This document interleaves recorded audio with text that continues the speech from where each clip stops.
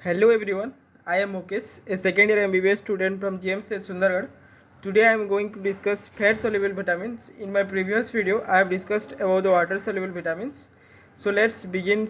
That is vitamin A. Active form of vitamin A is present only in animal tissue, but the provitamins, that is the beta carotene, which is present in the plants.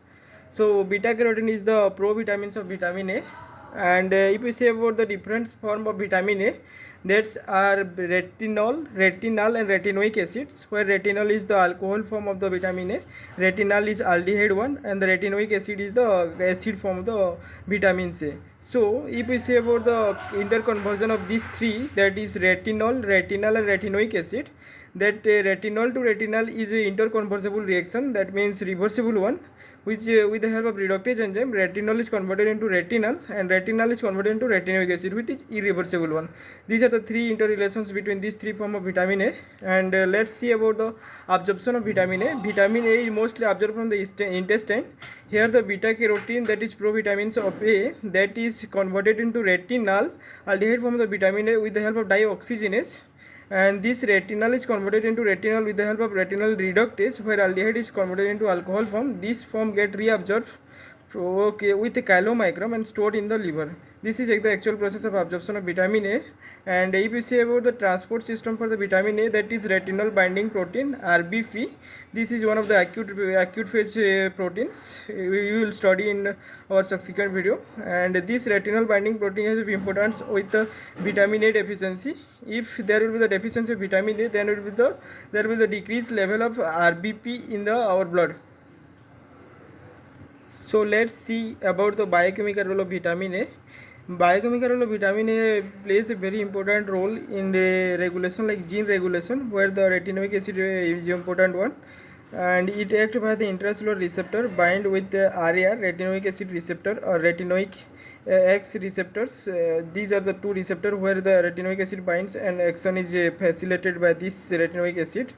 And if we say about the immunological system, where the retinoic acid is actually responsible of the vitamin A form, and this help in the differentiation T cell, also the conversion of T cell to regulatory T cell.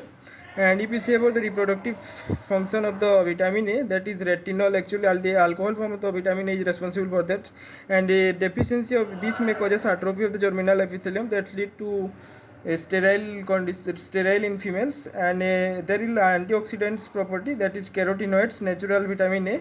It decreases the incidence of epithelial cancers. And if we say about the effect on skin, that means the retinoic acid is responsible for the normal maintenance of the epithelium and the skin. And similarly, there is a important function of the vitamin, that is in vision, where the aldehyde form of the vitamin A is responsible, that is Wall's visual cycle of the dark adaptation time. So these are the some biochemical functions of vitamin A. And let's see about others about the vitamin A, where the deficiency manifestation of vitamin A.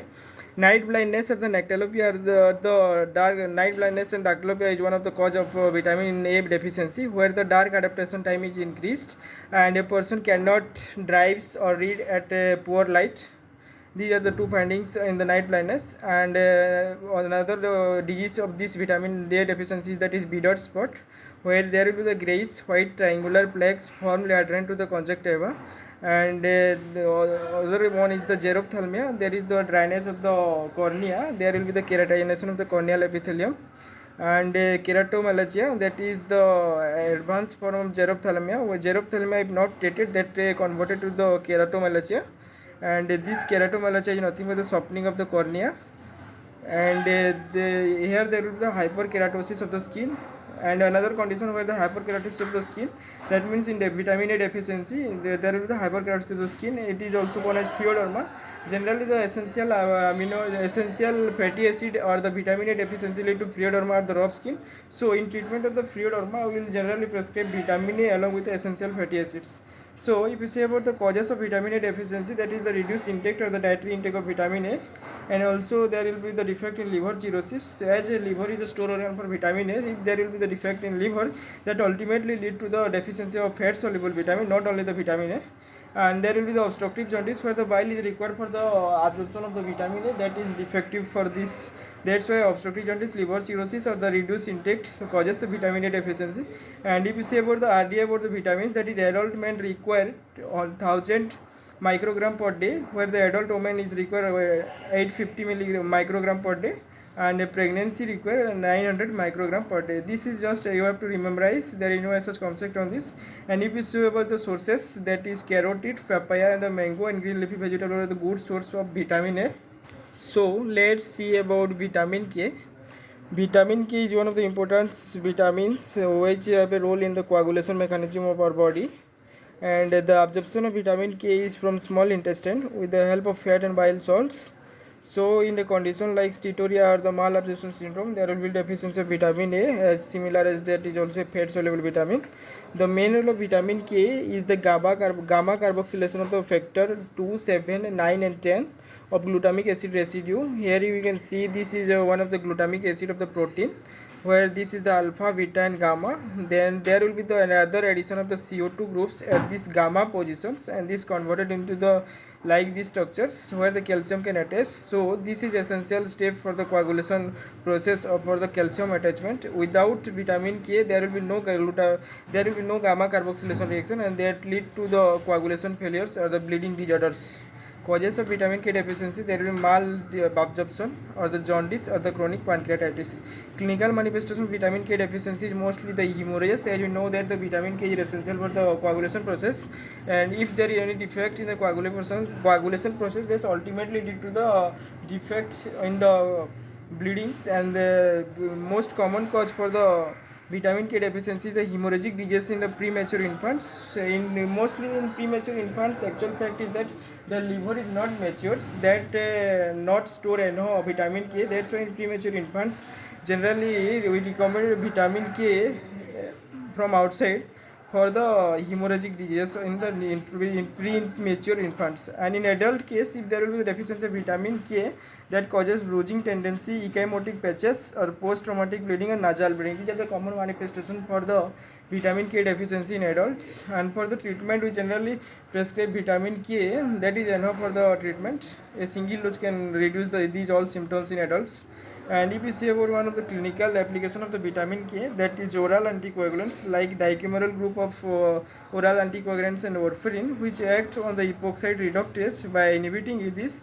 This is essential for the gamma carboxylation. Without this, that is not occurs. That's why warfarin and the dicumaryl action is used for the coagulopathy disorders, where there will be the coagulation is increased. In that time we use the warfarin and the dicumaryl groups of drugs. And the sources for the vitamin K are the green leafy vegetables and the intestinal flora.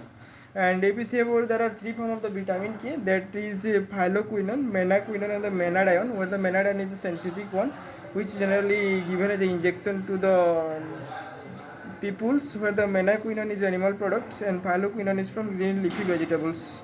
These are the three forms for the vitamin K. Let's see about the vitamin D. Vitamin D is mostly synthesized from our body and also from ergosterol, which used for the synthesis of the vitamin D exogenously. And this 7-dehydrocholesterol present in the skin, in the presence of UV light, it was converted into cholecalciferol, and with the help of liver, 25 hydroxylase converted into 25 hydroxycholecalciferol, and 1 alpha hydroxylase in the kidney, which converted into 125 dihydroxycholecalciferol or the calcitriol. This is the active form for vitamin D. And if we say about the action of the vitamin D, that is intestine, bone and the kidney. In intestine, there will be the increased calbindin protein. That protein actually responsible for the transport of calcium from intestine to the systemic circulation. So the major action of the vitamin D3 is that it not directly increase the absorption, but it increase the calbindin level in our intestine, that actually increases the absorption of calcium. And if we say about the action on bone, then bone, it causes bone mineralization for the transport And bone mineralization, mostly bone mineralization, that means it activates the osteoblast cell but and inhibits the osteoclasts, that ultimately results in the bone mineralization or the bone strength. And if you say about the kidney, then it increases the reabsorption of calcium and phosphorus from the nephrons, and these three are the action for the vitamin D3. And if you say about the causes of vitamin D deficiency, that is decreased exposure to sunlight or the nutritional deficiency, malabsorption syndromes, or the liver or kidney disease. As we already know that alpha hydroxylase is present in the kidney, so if there is any defect in the kidney, that means lead to ultimately to the vitamin D sensitivity effects. Similarly, if there will be the deficiency of the 25 hydroxylase in the liver, that if there is any problem in the liver, that ultimately lead to the vitamin D deficiency. So in the diseases like CKD or the liver cirrhosis, there will be defective vitamin D synthesis, or there will be defect in the bone strength. Let's see about the vitamin D deficiency, that is rickets in children and osteomalacia in adults. Rickets is characterized by the weight bearing bone are bent or the bow leg. There will be the bruising of frontal bones and rickets rosary, whereas the increased chance of fractures, there will be decreased calcium and phosphate in the bloods, and alkaline phosphatase level will be elevated. And if we say about the RDI for the male and female, that is 600 international unit per day, where in children is also 600 international unit per day, and in infants it is about 400 international unit per day. Let's see about the vitamin E. It is not as much information about this, and the active form for the vitamin E is alpha tocopherol, and the role is the most powerful natural antioxidant and action of lipid peroxidation inhibition. Vitamin E is anti-aging action as it decreases the free radical injuries, and the sources for the vitamin E is that is vegetable oils. And if we say about the RDO for vitamin E, that is 10 milligram per day in male and 8 milligram per day in females. So this is all about the vitamins which are fat solubles, and I have already discussed about the water soluble vitamin in my previous video. So this is all about the vitamins, and thank you all.